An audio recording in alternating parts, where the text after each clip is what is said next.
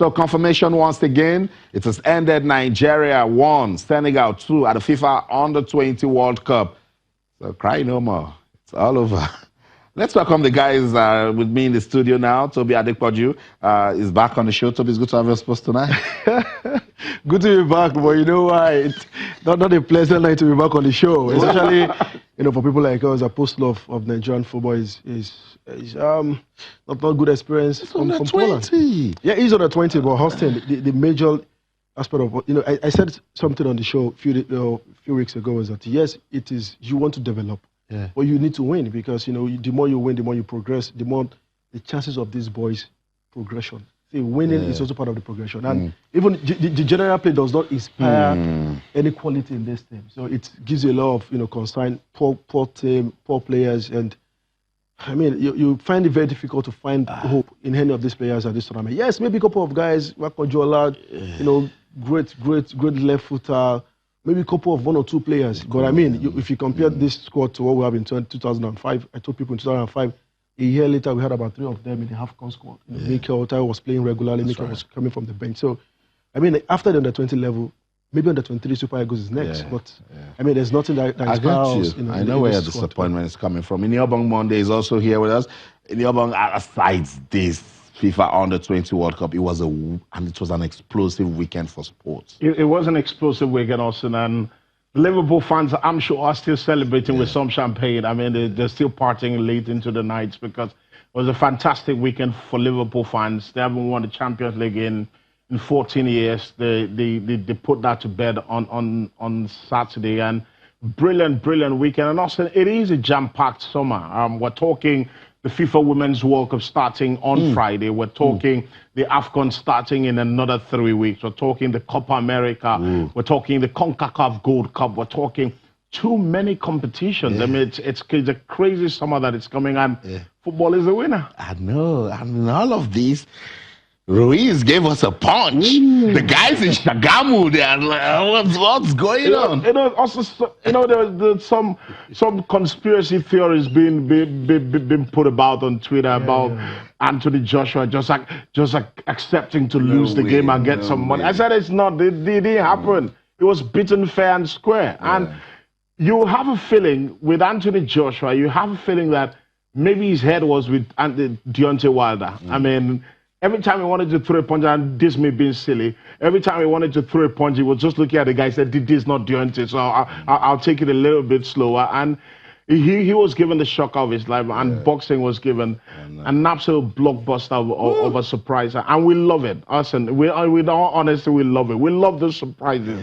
That's what keeps sports exciting. If one person wins all the time, I know Nigerians are waiting to stone me outside. But it was great to see. I know when you say we love it, the Nigerian in me will say, we love it. Love what? Look, when Anthony Joshua fell, Shagamu shook.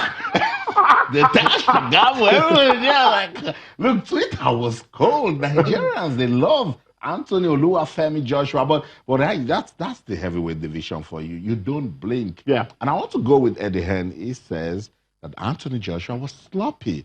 I thought Anthony Joshua was too casual. We'll get into that conversation. Let's keep it. We'll come back to it. Let's find out what's going on right there in Asaba, the Delta State capital. That's the venue for that friendly game between Nigeria and Zimbabwe. The Super Eagles, they are using that one to prepare for the 2019 Africa Cup of Nations.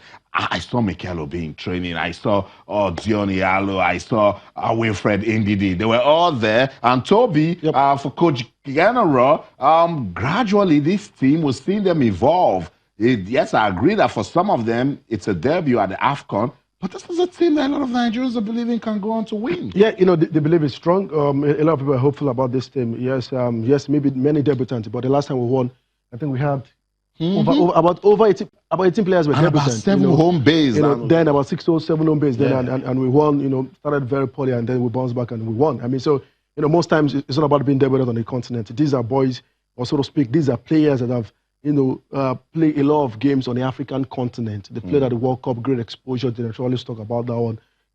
Mikel Obi is back, great leader. He was one of the early bears in camp. Came to camp, and a lot of motivation for the boys. I think about 18 to 19 players Musa and Shiwa Abdullah excused for the festive period. I mean, so it's good to see these guys back. It's good to see them in this great atmosphere getting set for AFCON. They've got two great games coming up: Zimbabwe here in Nigeria, Senegal, in Egypt. It looks very good for them to prepare. So I think I'm hopeful. I think I think with what Gernot Rohr have done on the African continent, qualify for World Cup at AFCON with a game to spare. So you really want to give it to him that he really understand African football, and with the quality of players we have in this squad, if they put a lot of great fight, we're favourite, and I think we should push very far in Egypt. In your opinion, what's your modest expectation? Modest expectations, semi-finals. Modest expectations is you've got to get into the last four, and like Toby said, when you consider the fact that you've got not off the rooftop superstar players, but you've got players who are playing in very good clubs in Europe, who are doing really, really well. I'm excited about Olaino, and I've seen him play for Torino in last season, and it was absolutely brilliant.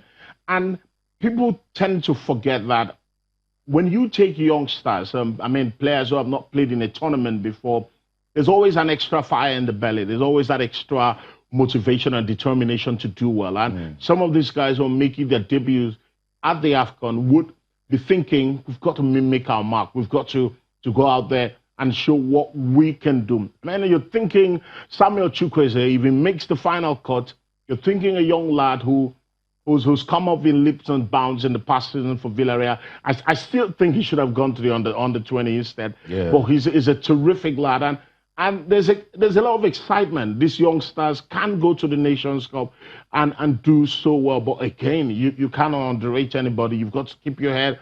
That composure has got to be there because it's a major tournament. Some of these lads have not had the privilege of playing in a tournament this big. So it would be slightly exciting, slightly nervy for the youngsters, but an exciting adventure for them altogether. It will be an exciting adventure for those players, and I'm beginning to see some sort of fight. Let's go to ask about Coach Gernot Rohr, as we're speaking right after their first training session at Stephen Keshi Stadium.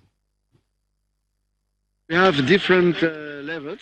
Some of our players finished only 1 week ago, so they are still in the rhythm of the competition. They are still fit. Some other players stopped already 1 month ago. So these players must work much more. That's why we are working in groups. We did already 3 training sessions.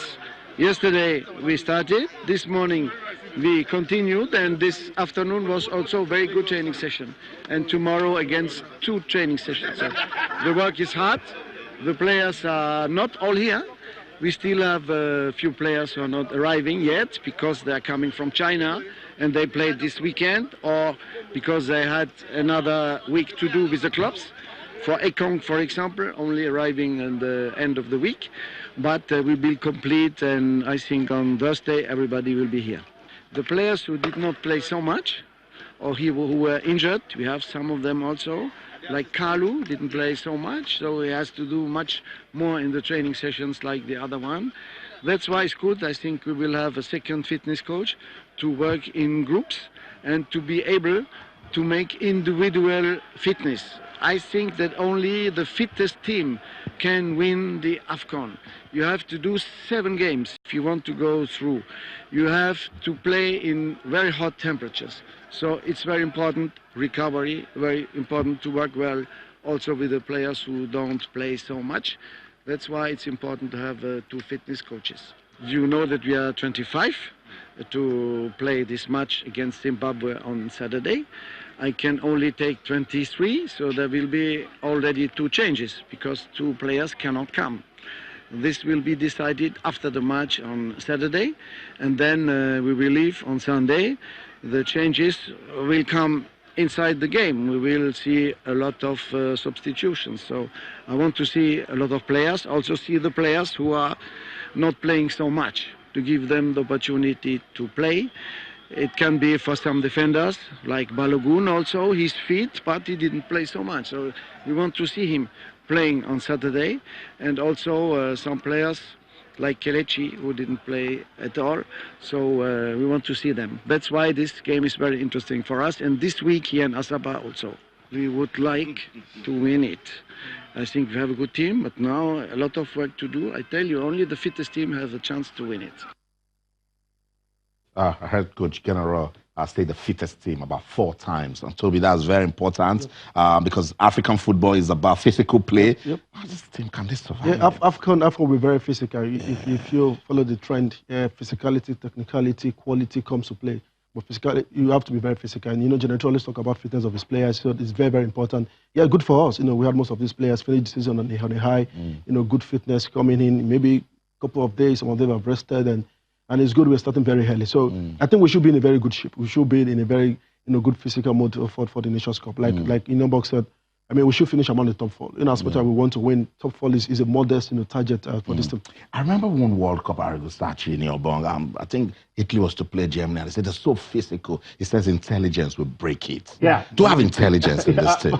I mean, I quite understand where Gernot Rohr is coming from when he talks about fitness, and he's quite spot on when he said that the fittest team will win the tournament, because when you're talking fitness, you're not just talking muscles, you're not talking about physicality, you're thinking mental fitness as well. Are the players mentally ready to go into this tournament? And you're talking intelligence. I don't think anybody will win a tournament without intelligence, and intelligence can be expressed in different ways. Have we got intelligent footballers in terms of creativity? I quite doubt in that middle or from the flanks. We've got a lot of intelligence. You've got Henry Onyekuru, you've got Moses Simon, you've got Samuel Chukwueze, you've got boys Ahmed Musa. You've got players who have got the craft and the guile to go past people. That swashbuckling ability to be able to beat people, and it would come to play. It really would come to play when we go to AFCON. And I don't think the major challenge would be in the group stages, quite honestly. And if you look at the Nigerian team, you look at Burundi first game, we should be able to beat Burundi quite comfortably. But it's football. Anything can happen. We have to draw it into the ears of the players. You can't go into a match thinking it's done and dusted. I just need to show up and I'll win. It's not. You need to show up and perform on the pitch. So we've got that intelligence. We've got the players. How is the fitness level? How's the energy level? How's the mentality level? These are questions that these players need to answer. That's the show. Thank you so much for your time. Keep talking to us on Twitter, channels_sports, Facebook channels, Sports for the team. I'm Austin Okonakpan. In everything you do, remember to keep talking sports. Bye for now.